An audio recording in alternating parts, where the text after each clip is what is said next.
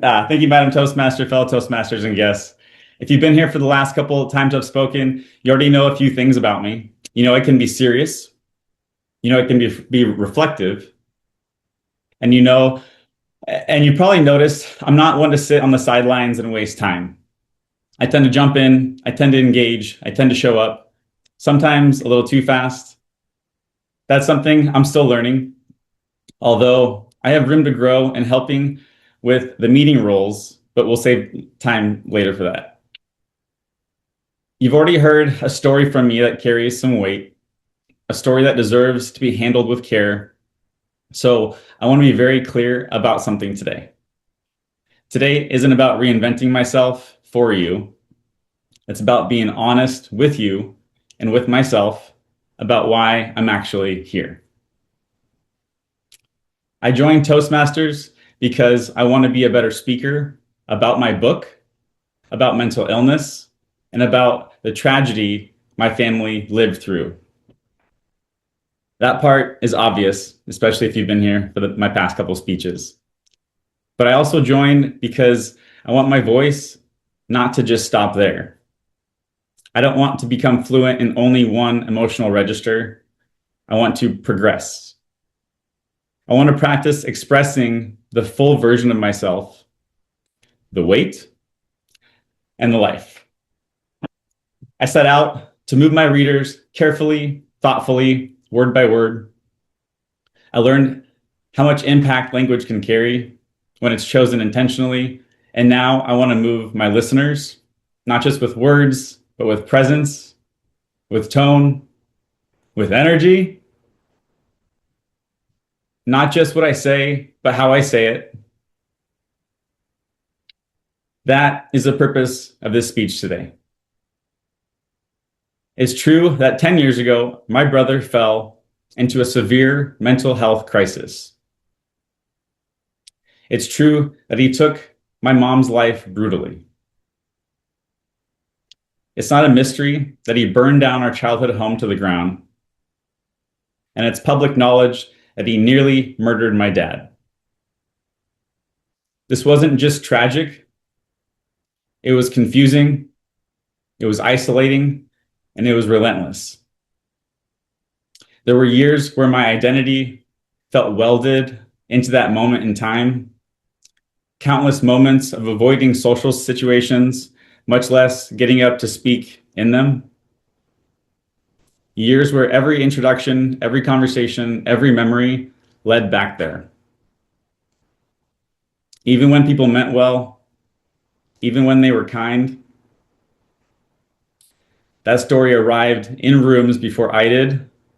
While this was confronting, it was better than going at it alone. It was unbelievably hard to live with, painful to work through, and exhausting to recover from. And while this will always be a significant part of my story, it's not all that I am. For a long time, especially early on, I felt happy. A wave of guilt would come over me. Laughing came naturally. What came after didn't. Almost immediately, there was a quiet question.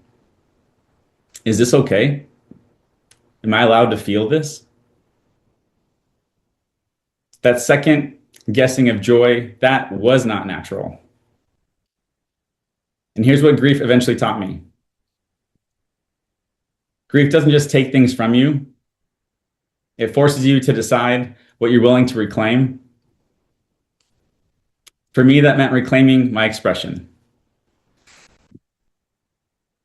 My humor, even when it's awkward. My energy, even when it's loud. My ability to connect, even when it's uncomfortable. I don't want to only speak from tragedy. I want to speak through it. And learning how to do that is exactly why I'm here. This is why Toastmasters matters to me. This room is where I get to practice range between seriousness and lightness, between stillness and energy, between honoring the past and not living inside it. This is where I get to slow myself down without silencing myself, where I get to notice when my voice tightens and choose something different. I'm here to practice presence, to stand in front of people without shrinking, to talk about serious things without becoming small. This stage isn't just a place to remember pain, it's a place to practice expansion.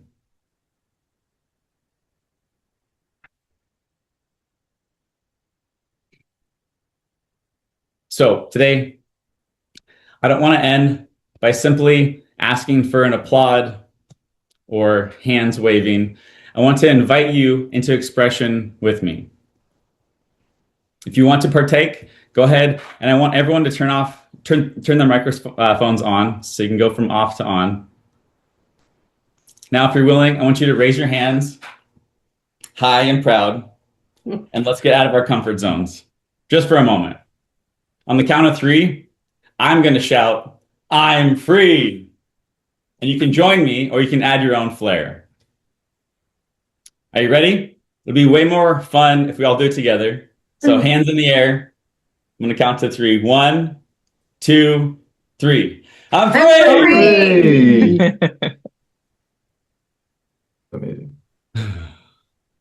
Thank you all so much for allowing me to take this time and take this stage, and for witnessing me practice the next step of my full expression. Thank you, Madam Toastmaster.